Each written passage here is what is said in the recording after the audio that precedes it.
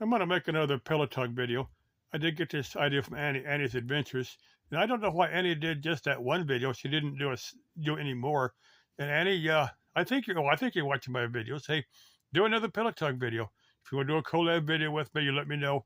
I am under covers, and I'm gonna cover a number of things here. I do have my list. This is old tractor feed paper. There was a place in Phoenix that sold computer stuff. Oh, they closed the doors early 90s somewhere. I got a bunch of stuff, including boxes of paper. I've used maybe a quarter of it. You just me making notes and stuff. I don't have a tractor feed. I haven't seen a tractor feed printer in a long time. But anyway, like I said, I am undercover. But anyway, let me start with the first item on here. Um, Alexis X6, Alexis XJ699. That's their YouTube channel. Now she's saying that the people that she'll get the haters on her video, not me, because I like her videos. But anyway, she said she gets the haters on there. People saying she's transgender, cross-dresser, like that. Now I think a transgender cross-dresser is a guy dressing up like a lady. Now, in her videos, she looks like a lady. Now, if she wants me to check the plumbing, as one might say, and give an honest opinion, now I've had a few girlfriends, and I know how women are built. That's a kiddo-friendly way of saying it. If she wants to make a few collab videos with me, now she has said on a few of her videos she knows how to weld. No, I'm not very good at welding, but if she wants to do an automotive project here in the valley, here around the west side of the Phoenix metro area, they let me know. We can wrench on something, get it going. For for a YouTube video, if you want to do a collab video, where we're both wrenching on something. Just putting that out there. That's the next thing I'm going to cover for my list for Michelle. It's Miles to Myself. She's talking about being starting on the road at 55. Check. I don't even remember turning 55. I just a vague memory. I crossed that. I crossed that milestone many years ago. And Michelle, if you want to do a collab video with me, you had commented on one of my videos that you wanted to do a collab video with me. Hey, the door is always open. Unless I'm in a committed relationship with another chick, the door is always open. If I'm in a committed relationship with a chick, I'm going to be faithful to her. Otherwise, I'm open to do a collab video with somebody. Now, if you want to go down to Estrellas, we'll go down there. If you want to go to the White Tanks Park, if you want to hike one of the other trails around here around the valley, let me know. If you want somebody to go with you to Slab City or someplace like that, we could maybe make like a 1 or 2 day thing out of something like Slab City. Now, if somebody here doesn't know what Slab City is, they do a search on YouTube for Slab City. There's probably hundreds of videos where other people have gone out there and made videos from Slab City. Now, Bunny and Beyond Van Life had said she didn't feel safe at Slab City. Now, Bunny, if you want to drag me along to Slab City, hey, let me know. Just put that out there. Now, I'm going to get to Sarah's Spider here in a minute. Let's see, what else have I got here? I might get a Travis Walton here in about 5-10 minutes. What's it? Two. I'm going to introduce two different, well, they're not new.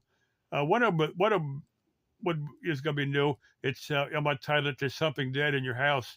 Now it's your Christmas tree. Now, a lot of people will get a once living tree that's been killed. A tree, they'll go out in the forest, cut down a tree where it's dead. They'll put it in their living room for a few days until it dries out, all the needles fall off. And then what we used to do when I was a kid, we'd get a living tree and a pine tree, in a 5-gallon pot, roots and all. We'd water it for Christmas, we'd decorate it, put lights and stuff on it. This is back 1960s, 1970s, like that. When I was a kid. And after Christmas was over, we'd take the decorations off, put it out in the yard, and plant it, so it could continue being a living tree. I don't know why more people don't do that. Now, the next thing I'm going to cover, I've covered, this British lady is talking about her brutal winters over in the UK, and I'm sure, no doubt that they get brutal winters over here. And in my dark, sarcastic humor, I was going to start a subject, our brutal valley. Here in the Phoenix metro area, we've got very nice winters. That's when we have so many snowbirds come through here. We've got a bunch of wintertime resorts. But I had through the past several years, I had something, I titled them Kind Snee. It means no snow, is what it means. But, I had one I titled, I think it's the last one I made, titled Kind Snee. And some German speaking person put on there, "Du idiot" or "Du bist ein Idiot." I don't think you need to, I don't think you need me to translate that. So I said, I'm guessing they didn't pick up my dark, sarcastic humor. But anyway, I'm gonna rebrand those videos. Our brutal winners. Being sarcastic. Next thing I want to cover is for Sarah Spider, that tarantula. Now, I'm going to guess that school bus is probably sealed up pretty good.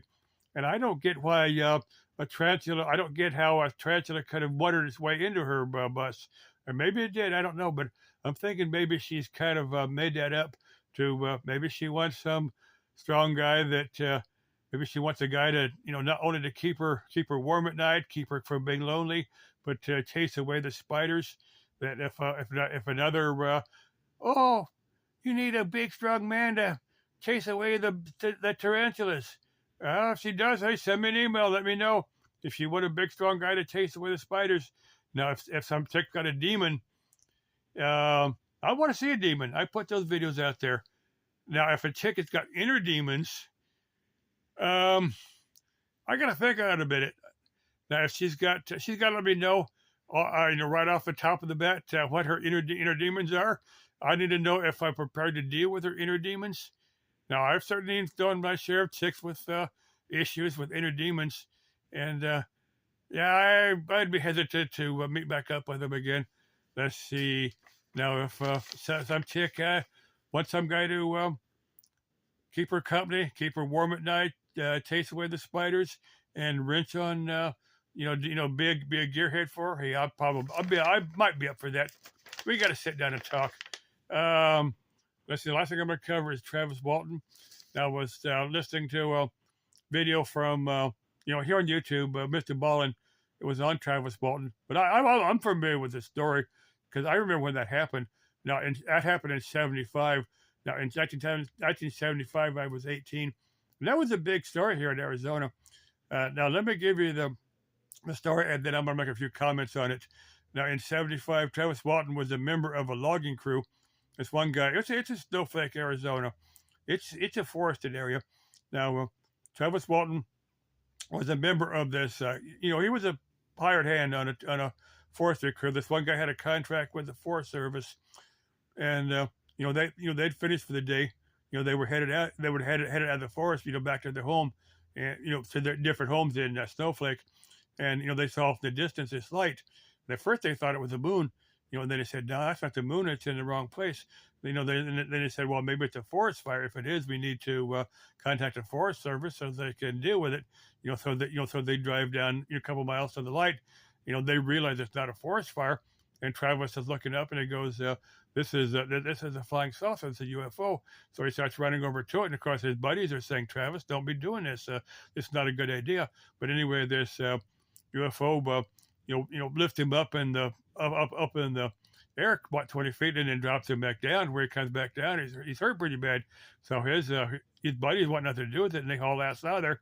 After they get about a mile or so, his buddies are saying, hey, look, maybe Travis is hurt. Maybe he needs our help. He is our buddy. We need to go back and get him. So they don't really want to, but they say, yeah, this is the right thing to do. They went back over and they can't find him. They spend an hour or so looking for him, and it's starting to get dark. Of course, they can't find him. So they haul ass out of the forest. They contact the sheriffs.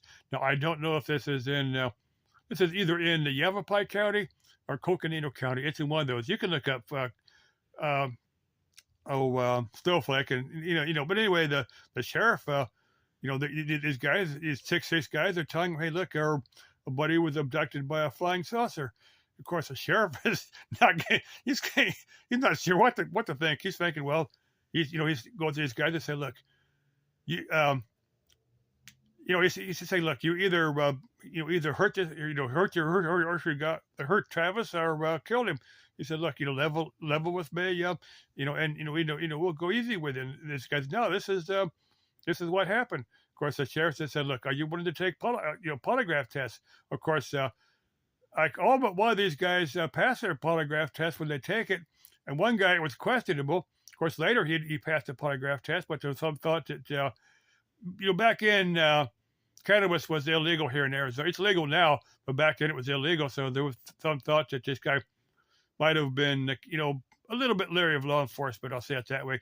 But anyway, because they have a big old search out there. They can't find Travis because the sheriff is still not sure what to think. He can't charge him with a crime unless there's that actual body, or whatever. But after about 5 or 6 days, his family, his brother gets a call, in the middle of the night, saying this is Travis, and his brother's going, no, it's not Travis. Travis is missing. He's been abducted. This guy goes, no, it's me, Travis. And finally, the guy says, well, this might be Travis. He says, well, where are you? He goes, I don't know. I just wandered down the road a ways, come these lights, and the guy goes, well, what do you see? And he gives the name of it's a gas station or a restaurant. And the guy goes, well, yeah, I know where that's at. It's down the road a mile. So he goes down there, and sure enough, it's Travis. But he realizes that Travis is still not in very good shape. So it gets him to the doctor, hospital. They fix him up, and a day or two later, he shows up for an interview. I remember the interview he gave with the local radio station here in Phoenix. I remember the interview, and very, very interesting. The thing that when Travis was aboard the UFO, the saucer, he met up with these little grays, but he also met with these human-looking clones. He said they were very human-looking, but he said they all looked like each other. Now, I'm going to put part 4 some scenarios. I put these, past before.